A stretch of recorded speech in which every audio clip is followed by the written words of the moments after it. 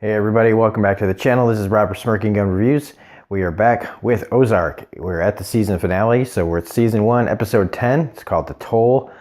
So spoilers if you have not seen the episode. It's a pretty big episode. It's like a jam-packed, longer episode. It's like an hour and 20 minutes. So they really put a lot in here. And I don't know if it was because they didn't know there was going to be a season 2 or what. Because part of this, like when I rewatch it, is like, man, with everything coming down, how are they even going to have a season 2? I mean, yeah, and that's before you get to the end and you see how they're setting it up, but it's just nuts. Pretty good. I have a few problems with it, but here we go. So we're going to just start right at the beginning with my first problem. So the pastor in this, okay, so you have a very, very pregnant wife, and you just found out recently that the ministry that you had on the water was actually a secret, was being used to distribute heroin. And then before you knew that though, Marty Bird tried to make you a church so he would launder money out of it. But that went busto because the people that wanted you on the water made it so that you couldn't be out on land with your church. And you find out that it's about heroin. And you find out that they will kill you and your wife and your unborn kid. And mostly there was that threat, you know, of course there's always the threat of death. But there's specific threat of they were going to cut your baby out of your pregnant wife. So you have that, well, it's terrible to have that hanging over your head. You know what's going to happen if you don't toe the line. You have pretty much one option, and that is, well, you have several options, but the only real option he has, besides doing what they want, is to go to the FBI or the DEA with your wife and go into protective custody. Barring that, you have to do what they tell you to do if you don't give a shit about unless you don't give a shit about your family's lives. And so he immediately falls apart. He acts like, he gets out there and he just can't do it. He sees all of his parishioners looking like a bunch of meth heads, bunch of drug, like heroin addicts sitting out on the water, which, it's kind of funny that a bunch of people that are addicted to heroin would have boats. Wouldn't that be like the first thing they sold so they can get more heroin? Now I realize they're distributors. But they all looked like they used. Like, none of these people looked like they just were normal people dealing drugs.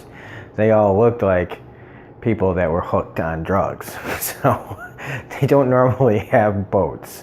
If they would have had boats, I would have expected a bunch of people in like little rowboats or kayaks or some shit. Maybe a couple of canoes, not speedboats. But anyway, so he just completely blows it. Asks to talk to Jacob, and then Bum says, I'm not doing it. And they're like, yeah, sure, fine, cool, yeah, it's your choice, blah, blah, blah, and the pastor's like, oh, really?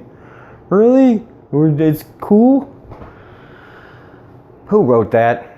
Who wrote that the character would act like that when you know he wouldn't act like that? He wouldn't make this decision. That's a really, really terrible way to write. It's pretty dumb. Because yes, as is expected, they just do the evil thing, and you don't. And here's the thing: I'm glad they didn't show it. This is definitely one of those, not having to see the consequences, but knowing that they happen by just having the baby perfectly clean. Like it had, it was just born, but you wouldn't know it. Like you wouldn't. It's not covered in afterbirth and all this other stuff. It's just right there. And no missing wife, she's just gone, but you know what they did to her. They lived up to their promise. They just covered up the crime. And he just kind of goes into like, I don't know, like shutdown mode. Like he's faced with what happened, but he kind of just disappears within himself. And that's just my first problem. The second problem would be, well, let's get a little further down the road here. So Marty and has Wendy get the kids together to get the hell out of there. And in the meantime, the drug dealer sees Jonah running for the woods. And so, of course, he gets suspicious and comes into the house, or, starts approaching the house. Jonah gets his gun and, proceeds to try to, hold off this drug dealer lieutenant. Now, they've done this scene in a million different things where the kids get the gun at a guy and the guy goes, "You're not going to do it, kid. You don't have the guts." I do like that the kid, look, nobody wants to see kids with guns or assault rifles shooting people. Nobody does. But if your family's being, imminently probably going to die, at least the kid actually pulled the trigger to defend his family.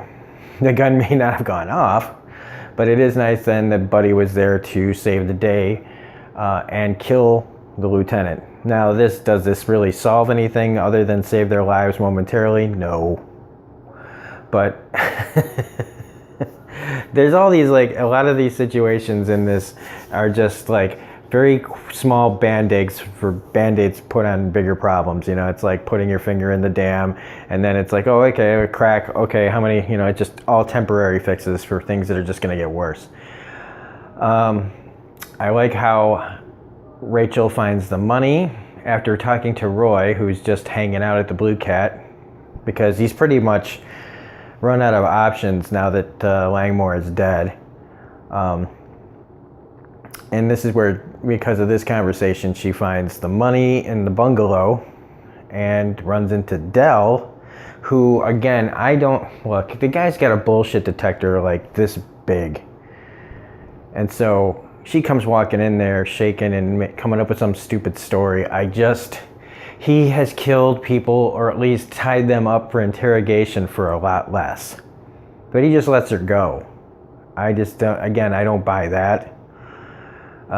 Because she just gets the money and gets the fuck out of there. So, good on her. I don't know if the character will be back. She just grabbed some money and got the hell out of Dodge. So good on her if she actually got away and she's not back for some reason because of story. But I don't buy that Dell would just let her go. If he knew that she was involved with Marty, I doubt she would just be walking out of there. Then we have Ruth and her cousins having to deal with the death of Russ and Boyd. Not really much going on here. Just Ruth trying to live with herself for betraying her kin. Honestly, if she's trying to be a better person, if she knows that, making the choice to kill, it's neither choice is great, right? Either way, she's a killer. She either kills Marty and, fulfills her kin's wishes, her dad's wishes, or, she kills Russ and Boyd, saving Marty, but for how long and to what end, really? It's just, there's just a whole bunch of bad choices. The cousins, Wyatt is smart, so he's kind of he didn't want, he's more concerned with that. He didn't want his dad being seen as a guy who would murder somebody. But, whatever. I heard, the dad calls and collect to Ruth, and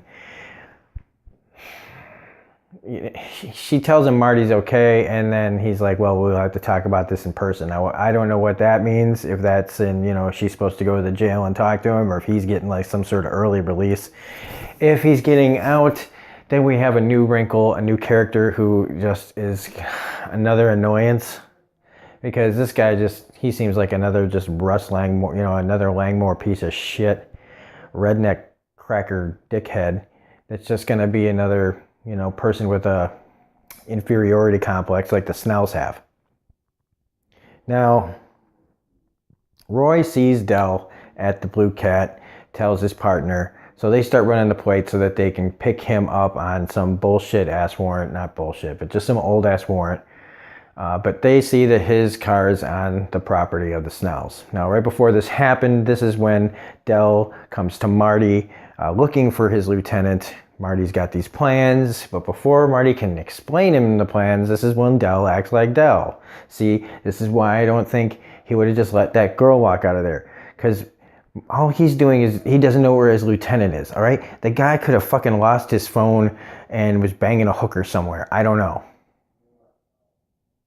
But just with a guy not answering his phone, he has Marty tied up and pulling off his toenails over it. You think that girl would have gotten away with all that? I just don't buy it. Anyway.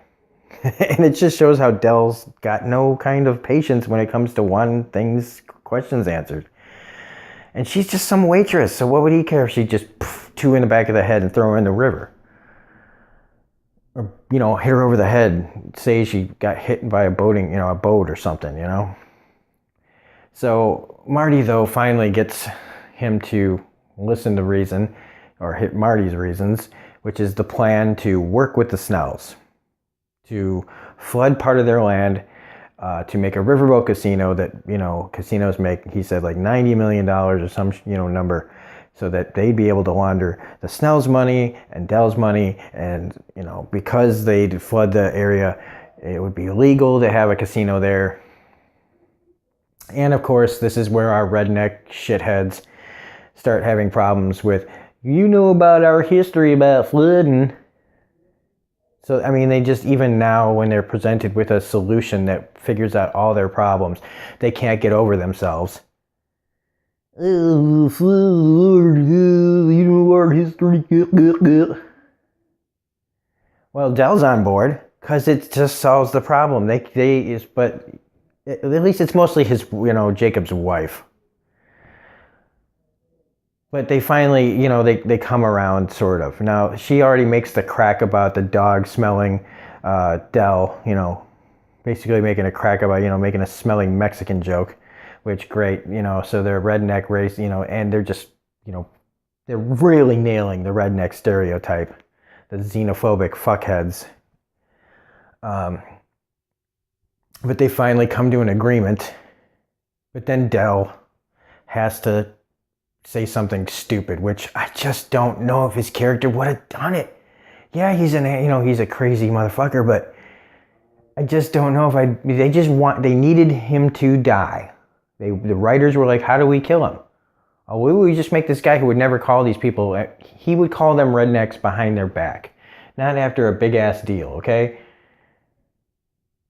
Or maybe he would, I don't know, like maybe he thinks so little of them, and doesn't know that how much of a crazy hair trigger they have, or at least the wife does, because he gets his brains blown all over the fucking wall. His head's just cracked open by the wife because he calls them rednecks. Again, she's disrespectful. He called you rednecks. Are you rednecks? Yes. But you can't be called that over $90 million. You're going to shoot a guy's brains all over the wall because he called you rednecks because he thinks he's better than us. People that have to ask that question, I think you just answered it. Anyway, so they kill Del, they kill the guy that came with him, and Marty leaves after giving them, they're trying to tell him, we'll protect you and all this other stuff. I don't even care. Like, part of it started turning into white noise the more I hear those people talk. So when Marty leaves, they say they're going to take care of the bodies. Marty leaves in Del's car. That's where the FBI and the local police show up because they thought Del's in that car. Now, I don't know how they didn't hear, the gunshots, the shotguns that had just gone off. Are you telling me that they just arrived now?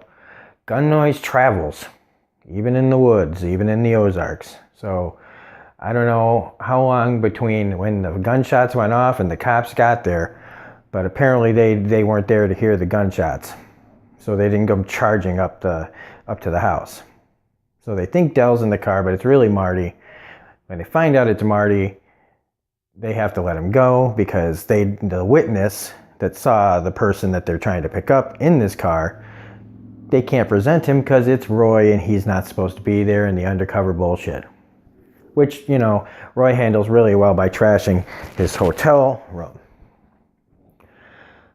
So now we've got the pastor who Marty tries to console, but the pastor calls Marty the devil, which, look, Marty may have been making some bad decisions and I understand he's pulling people into it with him. And so I guess I understand why the guy would call him the devil. He just lost his wife and everything else. But then the guy takes his kid out to the water and proceeds to, look, I don't know if his first intention was to drown the baby, but he held it down there longer than a baptism, okay? How is that baby not screaming, coughing up water from the amount of time he held it under the water? He held it under there for a goddamn long time. That baby should either be dead or dying, not coming up perfectly fine. Now maybe, look, if there's somebody out there that knows why that is, I don't know if you really want to comment, because it means that you probably know what it's like to hold a baby underwater that long. All I'm saying is, look, you want to contradict me, back it up and prove that you tried to drown a baby. Because it just shouldn't be like that. But apparently he pulls it up, and I don't know if that was his intention or not, did he change his mind, or was this just the longest baptism in history? So either way, so Marty had the guy, his private eye, set up Wendy and all of them with new fake papers. But in the end, they don't want to leave without Marty. They want to stay together. So they come back because, duh, who didn't see that coming? They're not going to spend the whole second season trying to figure out how to get his family back together. That would be a stupid season 2. And I guess the only reason to get them out of the way for the finale is just so that they don't have more people to have Del threaten. You need to compartmentalize, make it a little tighter. So that's going forward. In the trailer, it looks like Ruth's pissed at Marty again. So maybe after the events of the first season, Marty's kind of trying to cut her out for her own good, and then that's going to make her pissed off that, she killed her uncles for what she's going to feel like no reason, that Marty's casting her aside, maybe. I don't know. So Del's dead. That means the cartel should be looking for what happened to him.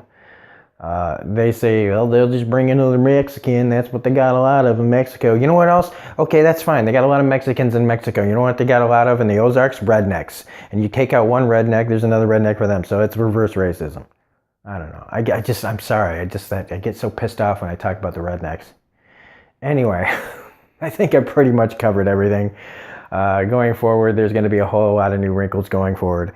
I can't wait to do it. I am really looking forward to it. I'm not going to completely binge, but there will be episodes, probably 3 or 4 episodes a day starting next Friday. So I should have all those episodes reviewed by Sunday of next week. So anyway, if you liked this review, please hit the like button, comment, share with your friends, subscribe.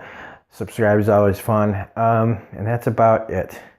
We've put up a lot of videos in the last few days. We've got my Man in the High Castle finale, season 2 finale just got put up. My Ghost in the Darkness episode that I'm really proud of. My Better Call Saul video that I'm really proud of. We got my final viewing episode of The Sixth Sense and The Expanse season 1 episode 7 review just came up too today. So Castle Rock episode season 1 episode 7 as well.